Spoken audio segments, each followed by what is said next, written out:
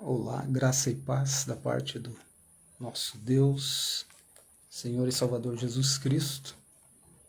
Neste fim de noite, queremos trazer uma palavra da parte do Senhor aos corações dos amigos e irmãos, sobre esse tempo que iniciamos, que temos vivido, tempo de apostasia, um tempo de abandono da fé, das coisas de Deus, e uma entrega total às festividades da carne.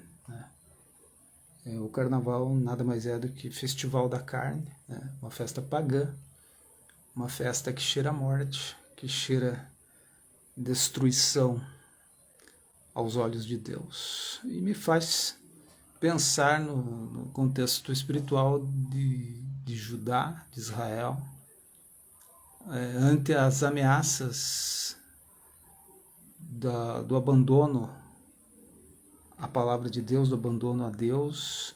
Os profetas foram imbuídos de trazer uma mensagem de alerta ante a destruição iminente que estava por vir ao povo de Deus, por haver justamente abandonado, dado as costas ao Senhor. Jeremias, Isaías, entre outros profetas, foram usados pelo Senhor para trazer uma demonstração, uma mensagem de arrependimento, de volta à palavra, de volta ao Senhor. E dentre as quais, Jeremias 15:16, está escrito: achadas as tuas palavras, logo as comi. As tuas palavras foram gozo, alegria para o coração, pois pelo teu nome sou chamado, Senhor Deus dos exércitos. Nesse tempo de apostasia, o remanescente ele tem pelo menos duas marcas. Ele tem a lealdade à palavra de Deus, e outra marca é que ele é separado desse povo, dessa maioria que vai para o Egito, que confia no Egito, que confia nas festividades pagãs, que confia na multidão. Multidão nunca foi sinônimo de presença de Deus. Isso nós vemos efetivamente no próprio ministério de Jesus Cristo. Aquela mesma multidão que o seguia, depois gritava: crucifica. A mesma multidão que gritava hosanas ao filho de Davi, pouco tempo depois gritava: crucifica-o, crucifica. Jesus mesmo disse que eles seguiam não pelo que tinham ouvido ou visto, mas pelo pão que tinham comido. A multidão sempre vai estar voltada, a maioria, para o seu próprio ventre, para seus próprios desejos carnais. E nesse tempo de apostasia, não se admira que você ouça ouvir falar de carnaval cristão. Quando a igreja primitiva, a igreja verdadeira, entrava apenas na arena para morrer. Muitos que se dizem cristãos hoje entram em arenas para as festividades pagãs da carne, trazendo tristeza aos olhos de Deus, ao coração de Deus. Mas esse texto fala da palavra de Deus, que o profeta comeu e sentiu gozo. A marca no remanescente é o gozo pela palavra. Ele tem fome e sede de ouvir, e ouvir a palavra de Deus. O que tem sido uma marca nos templos hoje é a falta desta palavra.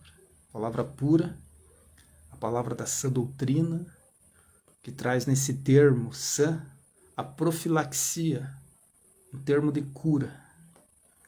A única maneira de curar o povo é a exposição da palavra de Deus.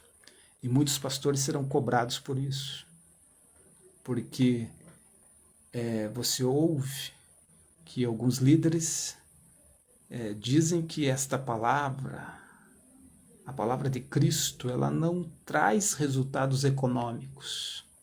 Ela não traz resultados financeiros.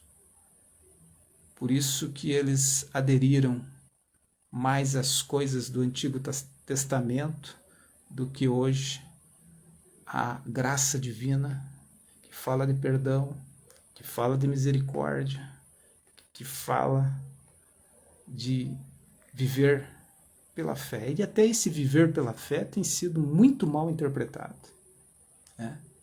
Viver pela fé não é financeiramente, mas é em todas as questões. O justo viverá da fé. Em todas as circunstâncias, ele vai ter fé para vencer o obstáculo e ele vai viver tendo como resultado o êxito, o sucesso de uma fé aplicada, seja em barreiras físicas, enfermidades, limitações, objetivos a serem alcançados e a sua própria, naturalmente, vida espiritual. O justo viverá pela fé que uma vez foi entregue aos santos. E essa fé é um dunamis, é um poder, né? É uma certeza que é gerada pela palavra de Deus. Jesus disse, porventura haverá fé na terra quando vier o Filho do Homem, né? E nós vivemos um tempo de apostasia à palavra de Deus, né? E o profeta Jeremias, ele tem o prazer porque ele come a palavra, ele sente gozo e ele fala a Deus, né? Ele exclama a Deus, né?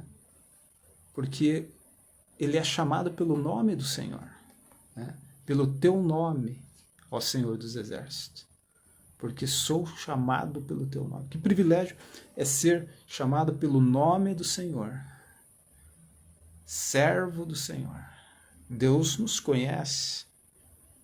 Ele faz algumas referências aos santos. Nesse contexto de Jeremias, ele vai fazer uma referência a Samuel e Moisés.